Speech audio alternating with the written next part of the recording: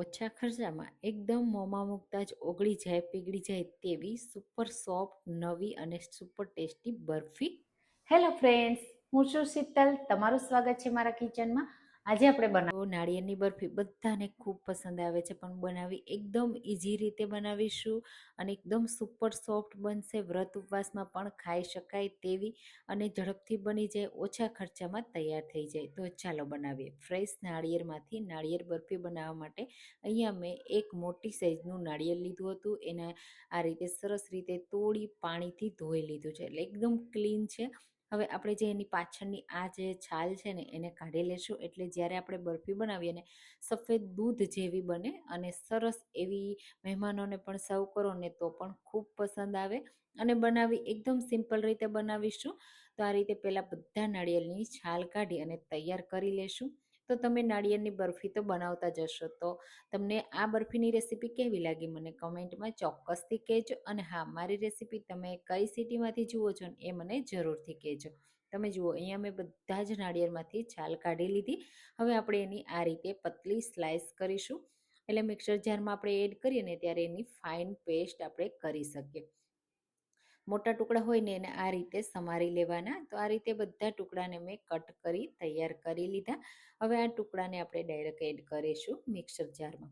તો અહીંયા મોટી સાઈઝનું મેં મિક્સર જાર લીધું છે, એમાં બધા આ રીતે ટુકડા એડ કરી દઈશું. અને હું અહીંયા એક જ નાળિયેરમાંથી બનાવું છું. જો તમે બે નાળિયેરમાંથી બનાવતા હોય તો બસ સેમ ક્વોન્ટિટીમાં બધી વસ્તુ લઈ લેવાની, એટલે પરફેક્ટ જ બનશે. પહેલાં આપણે એકવાર પીસી ગ્રાઇન્ડ કરી અને તૈયાર કરીશું. તો જેટલો બને ને એટલો ફાઇન કરવાનો. આ રીતે તમે જુઓ મોટા મોટા ટુકડા પણ છે અને નાના પણ છે. આ રીતનું મીડિયમ ખમણ છે.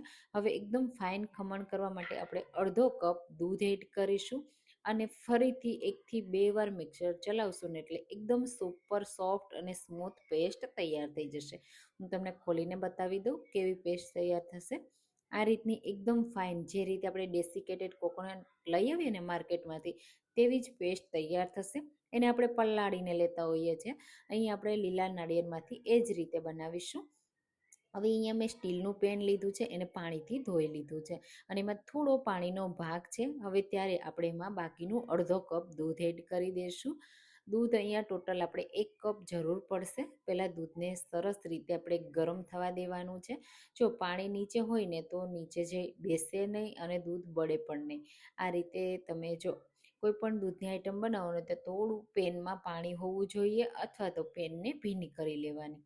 આ રીતે દૂધ છે ને તરત જ ગરમ થવા લાગશે. એકદમ ઓછી ક્વોન્ટિટીમાં છે ને એટલે વાર જ નહીં લાગે. તમે જુઓ આ રીતે દૂધ સરસ એવું ગરમ થઈ જાય ને પછી જ આપણે એમાં એડ કરીશું સ્વાદ પ્રમાણે ખાંડ. તો હું અહીંયા માત્ર 1/4 કપ ખાંડ એડ કરું છું. નાળિયેર મીઠાશ પડતું જ હોય છે, તો હું ખાંડ ઓછી એડ કરું છું. તમને જેવી સ્વીટનરવાળું મીઠાઈ પસંદ હોય ને એવી રીતે તમે ખાંડ એડ કરી શકો છો. જેટલી મેં ખાંડ એડ કરીને એની ડબલ પણ તમે ખાંડ એડ કરી આ મીઠાઈ તૈયાર કરી શકો છો. આપણે અહીંયા કોઈ ચાસણી નથી કરવાના, માત્ર ખાંડને મેલ્ટ કરવાની છે દૂધ સાથે. જેમ જેમ ખાંડ મેલ્ટ થશે ને એનો કલર ચેન્જ થઈ જશે, દૂધનો કલર મતલબ ચેન્જ થઈ જશે અને મિક્સર થોડું એટલે દૂધ છે ને થોડું પતલું થઈ જશે. તમે જુઓ આ રીતનું સરસ રીતે દૂધનો કલર ચેન્જ થઈ ગયો. હવે આપણે જે મિક્સર તૈયાર કર્યું છે ને નાળિયેરનું એ આ સમયે બધું એક સાથે જ એડ કરી દઈશું, એટલે જે દૂધ છે ને એ બધું સરસ રીતે એબ્ઝોર્બ કરી લેશે નાળિયેર. અને થોડું અહીંયા પહેલાં પણ આપણે દૂધ એડ કર્યું હતું અને આ સમયે પણ દૂધ એડ કર્યું છે, એટલે મતલબ પહેલાં અને નાળિયેરમાં બંને જગ્યાએ આપણે દૂધ ટોટલ 1 કપ એડ કર્યું છે, એટલે આ સમયે થોડું દૂધ દેખાશે. પણ આપણે એને થોડી વાર આ રીતે કૂક કરશું ને એટલે બધું દૂધ બળી જશે, મિક્સર ઠીક થઈ જશે. તો તમને એવું લાગશે કે આ સમયે બહુ જ આમાં દૂધનો ભાગ છે તો એને બળતા વાર લાગશે, પણ એવું નહીં થાય. તરત જ બળી જશે દૂધ અને સરસ એવું ઠીક થઈ જશે. જ્યારે દૂધ બળશે ને ત્યારે એમાં માવા જેવો ટેસ્ટ આવશે. એટલે આ રીતે સરસ રીતે મિક્સ કરતું જવાનું. જો તમે નાળિયેરની સોફ્ટ બરફી તો ખાધી જ હશે, પણ તમારે જો નાળિયેરની ડ્રાય બરફી એટલે કે એકદમ સૂકી બરફી માર્કેટમાં મળતી હોય, દુકાનમાં મળતી હોય ને તેવી જો તમારે રેસીપી જોવી હોય ને તો મને કમેન્ટમાં કહેજો. એ રેસીપી પણ હું તમારી સાથે શેર કરીશ. તો અહીંયા આપણે આ જે નાળિયેરનું ખમણવાળું મિક્સર છે ને એને સરસ રીતે કૂક કરવાનું છે. તો 3 મિનિટ થઈ કૂક થતાં અને આ રીતનું ડ્રાય થઈ ગયું દૂધ તમે જુઓ, હવે ઓલમોસ્ટ બળી ગયું છે, મિક્સર પણ આ રીતનું ડ્રાય થઈ ગયું છે. તો બસ હવે આપણે એકદમ રીચ ક્રીમીનેસ આપવા માટે એડ કરીશું મિલ્ક પાવડર. જો તમારે માવો એડ કરવો હોય ને તો આ સમયે તમે માવો એડ કરી શકો છો. માવો કેટલો એડ કરવો એ પણ હું તમને કહી દઉં. તો મેં અહીંયા માત્ર 1/4 કપ મિલ્ક પાવડર એડ કર્યો છે.